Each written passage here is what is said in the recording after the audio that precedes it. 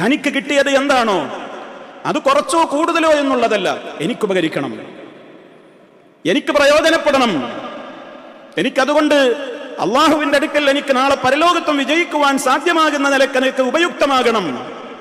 അതാണ് ബറക്കത്ത്. അതിന് മനുഷ്യർ ചെയ്യേണ്ടത് എന്താണെന്നറിയോ?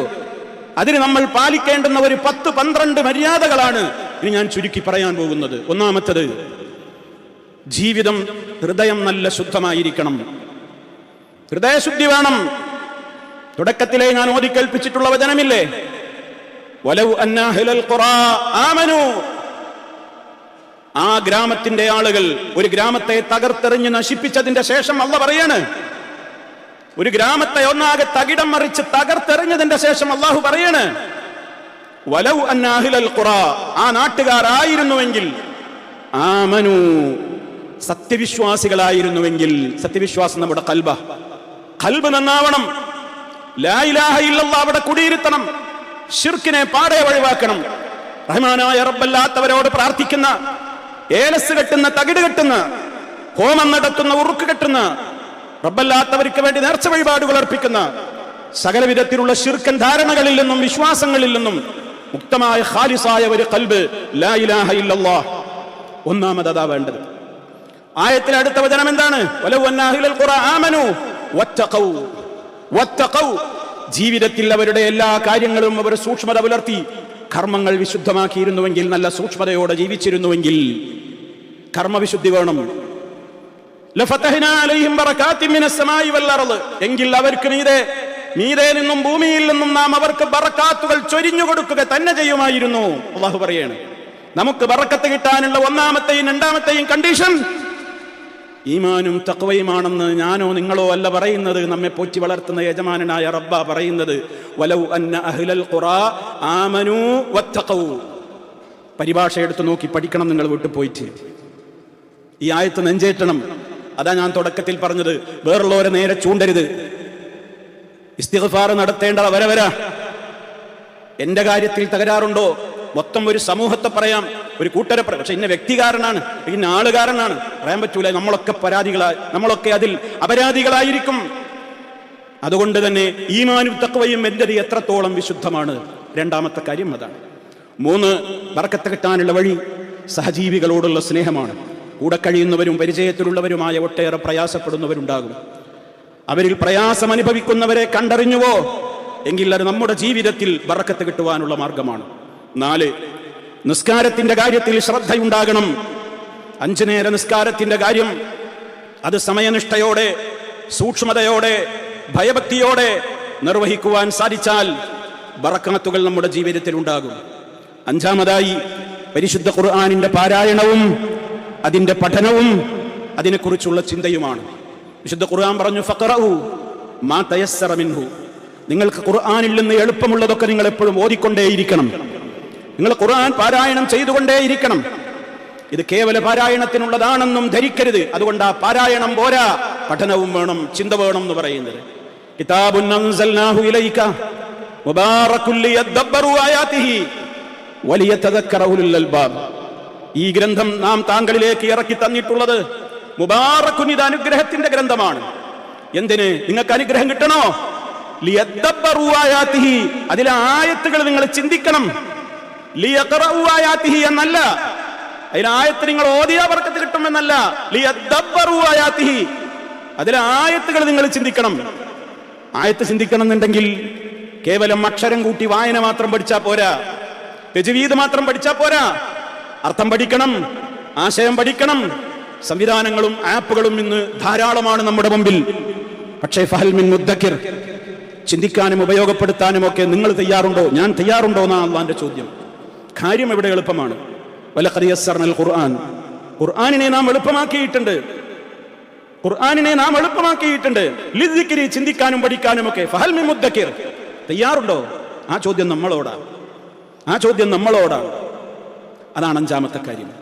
6ാമതായി സാമ്പത്തിക വിശുദ്ധി നേടിയാലേ ബറക്കത്തുണ്ടാകൂ. എന്റെ സമ്പത്ത് കറകളഞ്ഞതായിരിക്കണം. അതിൽ നിന്ന് പാവങ്ങളുടെ അവകാശത്തെ ഞാൻ പിടിച്ചു വെക്കുന്ന വിധത്തിലോ അന്യായമായി ധനം സമ്പാദിക്കുന്ന വിഷയത്തിലോ ഒക്കെയാണ് ഞാൻ മുന്നോട്ട് പോകുന്നതെങ്കിൽ, അഥവാ മൊത്തത്തിൽ പറഞ്ഞാൽ സാമ്പത്തിക മേഖലയിൽ ഞാൻ മോശപ്പെട്ട പ്രവർത്തനമാണ്, വീഴ്ചയാണ് വരുത്തുന്നതെങ്കിൽ ഒരു ജനത അവരുടെ സാമ്പത്തികമായി ക്ലിയറാക്കുവാൻ ആവശ്യമായ സക്കാത്ത് അണപ്പൈ തീർത്തു കൊടുക്കുന്നതിൽ അമാന്തം കാണിച്ചാൽ ഉപരിഭാഗത്ത് നിന്നും മഴ വർഷിക്കുന്നതിനെ അള്ളാഹു തടഞ്ഞു വെക്കും. അതാ പറയുന്നത്. ഓരോരുത്തരും ചോദിക്കുക, ഞാൻ എൻ്റെ കാര്യം നോക്കേണ്ടത്, എന്താ മഴ കിട്ടാത്തത്? ഞാൻ സക്കാത്ത് കൃത്യം കൊടുത്തിട്ടുണ്ടോ, വെള്ളം കൊടുത്തിട്ടുണ്ടോ എന്നല്ല, എൻ്റെ കാര്യം ഞാൻ നോക്ക്. മഴ തടയാൻ അതൊരു കാരണമായി മാറുന്നു. സാമ്പത്തിക വിശുദ്ധി നഷ്ടപ്പെട്ടാൽ ക്ഷാമം വർദ്ധിക്കും. ഏഴാമതായി, സമയത്തിന് വില കൽപ്പിക്കണം. നമ്മുടെ സമയം എന്ന് പറയുന്നത് ബറക്കത്തുള്ളതാകണോ? കിട്ടുന്ന സമയം നന്മയിൽ മാത്രം ഉപയോഗപ്പെടുത്തണം. കണ്ണും കാതും നാവും മടക്കി വെക്കണം, തിന്മയിലേക്ക് പോകാതിരിക്കാൻ. എട്ടാമതായി പറയാനുള്ളത്, പ്രഭാതത്തിലെ ജോലിക്ക് പുറപ്പെടുമ്പോൾ ബറക്കത്തിന് വേണ്ടി പ്രാർത്ഥിച്ചുകൊണ്ടിരിക്കണം. കാരണം മുത്ത് മുസ്തഫ പ്രഭാതത്തിന് വേണ്ടി പ്രത്യേകം പ്രാർത്ഥിച്ചിട്ടുണ്ട്. അല്ലാഹുമ്മ ബാരിക് ലി ഉമ്മത്തി ഫീ ബുകൂരിഹാ, എന്റെ സമുദായത്തിന് പ്രഭാതത്തിൽ നീ ബറക്കത്ത് കൊടുക്കണേന്ന് 1400 ചില്ലാനും വർഷങ്ങൾക്ക് മുമ്പ് മുത്ത മുസ്തഫ അഡ്വാൻസ്ഡ് ആയി നമുക്ക് വേണ്ടി പ്രാർത്ഥിച്ചിരിക്കുകയാണ്. ആ നേരത്ത് കിട്ടുന്ന സമയത്ത് ഉറങ്ങിയ ഫോണിൽ കളിക്കുകയല്ല. ആ സമയത്ത് ബറക്കത്ത് കിട്ടുന്ന നേരമാണ്, പ്രാർത്ഥിച്ചുകൊണ്ടിരിക്കാൻ ബറക്കത്തുള്ള സമയമാണ്. എല്ലാത്തിനും ബറക്കത്തുള്ള നേരമാണത്. 9ാമത്തെ കാര്യം, ഇടപാടുകളിൽ സത്യസന്ധതയും വിശുദ്ധിയും പുലർത്തിയാൽ ബറക്കത്തുണ്ടാകും. കൊള്ളക്കൊടുക്കകളിലും കച്ചവടങ്ങളിലും ഇടപാടുകളിലും വഞ്ചനയും ചതിയും പൂഴ്ത്തിവെപ്പും ഇല്ലാക്കഥകളും നുണക്കഥകളും പ്രചരിപ്പിച്ചുകൊണ്ടാണ് സാധനം വിറ്റഴിക്കുന്നതെങ്കിൽ ബറക്കത്ത് പോകും, ബറക്കത്ത് നഷ്ടപ്പെടും. 10ാമത്തെ കാര്യം, കുടുംബ ബന്ധങ്ങൾ ചേർക്കണം. സിലു അർഹാമക്കും, കുടുംബ ബന്ധങ്ങൾ ചേർത്തുകൊണ്ടിരിക്കണം. ബറക്കത്ത് നിലനിൽക്കണോ? ആയുസ്സിൽ ബറക്കത്ത് വേണോ? സമ്പത്തിൽ ബറക്കത്ത് വേണോ? മാതാപിതാക്കൾ അടങ്ങുന്ന, പിന്നെ അവർക്ക് താഴെയുള്ള എന്നോട് അടുത്ത ബന്ധുക്കളോടൊക്കെ നിരന്തരം കടമകൾ നിർവഹിച്ചോളൂ, അല്ലെങ്കിൽ ബറക്കാത്തുകൾ നഷ്ടപ്പെടും. 11ാമത്തെ കാര്യം, വീടുകളിൽ കയറുമ്പോൾ സലാം പറയണം. നീ സലാം പറയണം. നിന്റെ കുടുംബത്തിനും നിനക്കും മൊത്തം വീടിനതൊരു ബറക്കത്താണ്. അല്ലാഹുവിന്റെ റസൂൽ പറഞ്ഞു, ഇദാ ദഖൽത അലാ അഹ്ലിക ഫസല്ലിം, നീ നിന്റെ വീട്ടിലേക്ക് പ്രവേശിക്കുമ്പോൾ നീ സലാം പറയണം. യകൂനു ബറക്കത്തൻ അലൈക, അത് നിന്റെ ജീവിതത്തിൽ ബറക്കത്താണ്. വഅലാ അഹ്ലി ബൈതിക, നിന്റെ വീട്ടുകാർക്കും വീട്ടിലുള്ള മുഴുവൻ മെമ്പർമാർക്കും ആ സലാമിലൂടെ ഒരു പ്രത്യേക ബറക്കത്തുണ്ട് എന്ന് നബി സല്ലല്ലാഹു അലൈഹി വസല്ലം. അതുകൊണ്ട് തന്നെ സഹോദരങ്ങളെ, നമ്മുടെ ജീവിതത്തിൽ ഈ വക കാര്യങ്ങളൊക്കെ നമ്മൾ പാലിക്കുക. എങ്കിൽ ലഫതഹ്നാ അലൈഹിം ബറകാത്തിൻ മിനസ് സമാ, അല്ലാഹു നമുക്ക് ബറക്കത്തുകൾ ചൊരിഞ്ഞു തരുമാറാകട്ടെ. സഹോദരങ്ങളെ, ജീവിതത്തിൽ ബറക്കാത്തുകൾ ലഭ്യമാകണമെങ്കിൽ അതിന് നാം സ്വീകരിക്കേണ്ടുന്ന 11ഓളം മാർഗങ്ങൾ നമ്മൾ പറഞ്ഞു കഴിഞ്ഞു. അവസാനത്തേതും 12ാമത്തേതുമായ കാര്യം പറഞ്ഞുകൊണ്ട് അവസാനിപ്പിക്കുകയാണ്. ജീവിതത്തിൽ നമ്മൾ എത്രയൊക്കെ ശ്രദ്ധിച്ചാലും റഹ്മാനായ റബ്ബിൻ്റെ പ്രത്യേക തൗഫീഖില്ലാതെ നമുക്കൊരു ബറക്കത്തും ലഭിക്കുകയില്ല. അതുകൊണ്ട് നിരന്തരമായി പ്രാർത്ഥിച്ചുകൊണ്ടേയിരിക്കണം. ബറക്കാത്തുകൾ ലഭ്യമാകുവാൻ വേണ്ടി നിരന്തരമായി പ്രാർത്ഥിച്ചുകൊണ്ടേയിരിക്കണം. ഇത്തറിലെ ആ പ്രാർത്ഥനയിലൊക്കെ ഹസൻ റളിയല്ലാഹു അൻഹു നബിതങ്ങൾ പഠിപ്പിച്ചു കൊടുത്ത പ്രാർത്ഥനയിലോ ബാരിക് ലി ഫീമാ അഅതൈത്, നീ എനിക്ക് നൽകിയതിൽ നീ എനിക്ക് ബറക്കത്ത് തരണേ. നമുക്ക് അല്ലാഹു നൽകുന്ന ആരോഗ്യം, അതുപോലെ തന്നെ നമ്മുടെ ശരീരം, നമ്മുടെ മനസ്സ്, നമ്മുടെ സമ്പത്ത്, നമ്മുടെ മക്കൾ, നമ്മുടെ ഒഴിവ് സമയം, നമ്മുടെ ജോലി, നമ്മുടെ എല്ലാ കാര്യങ്ങളിലും അതാണ് അല്ലാഹു തന്നതാണ് എല്ലാം. ബാരിക് ലി ഫീമാ അഅതൈത്, നീ എനിക്ക് നൽകിയതിലൊക്കെ ബറക്കത്ത് ചൊരിയണേ. എല്ലാം ഉൾക്കൊള്ളുന്ന ഒരു പ്രാർത്ഥനയാണ്. മുത്ത മുസ്തഫ ഖതാദ റളിയല്ലാഹു തആല അൻഹു ചോദിക്കുന്നുണ്ട് അനസ് റളിയല്ലാഹു അൻഹുവിനോട്, അല്ലാഹുവിൻ്റെ റസൂൽ ഏറ്റവും കൂടുതൽ ദുആ ചെയ്യുമ്പോൾ അധികരിപ്പിച്ചിരുന്ന ദുആ ഏതായിരുന്നു? കാരണം നബിതങ്ങൾക്ക് ഖിദ്മത്ത് ചെയ്ത അനസ് റളിയല്ലാഹു അൻഹു അവിടുന്ന് പറഞ്ഞു കൊടുക്കുകയാണ് അധിക പ്രാർത്ഥനയും അല്ലാഹുമ്മ റബ്ബനാ ആതിനാ ഫിദ്ദുനിയാ ഹസന വഫിൽ ആഖിറതി ഹസന വഖിനാ അദാബന്നാർ. അതിലെല്ലാം പെട്ടു കഴിഞ്ഞു. അല്ലാഹുവേ റബ്ബന, ഞങ്ങളുടെ രക്ഷിതാവേ, ആതിനാ ഫിദ്ദുനിയാ ഹസന, നീ ഞങ്ങൾക്ക് ദുനിയാവിൽ നല്ലത് തരണം. അതിലെല്ലാം പെട്ടു, ഇനി ഒന്നും ബാക്കിയില്ല. വഫിൽ ആഖിറതി ഹസനത്തൻ, ആഖിറത്തിലും നല്ലത് തരണം. വഖിനാ അദാബന്നാർ, പ്രത്യേകം നരകത്തിൽ നിന്ന് രക്ഷിക്കണേ. ഇത് പ്രത്യേകം എടുത്തു പറയണം. ആഖിറത്തിലെ ഹസനത്താണ് സ്വർഗം കിട്ടലും നരകത്തിൽ നിന്ന് ഒഴിവാകലും. എന്നാലും നരകത്തിൻ്റെ ഗൗരവം ഓർമ്മിപ്പിക്കാൻ വേണ്ടി അവസാനം വീണ്ടും വഖിനാ അദാബന്നാർ, നരകശിക്ഷയിൽ നിന്ന് ഇനി ഞങ്ങളെ കാത്തുകൊള്ളണമേ എന്ന്.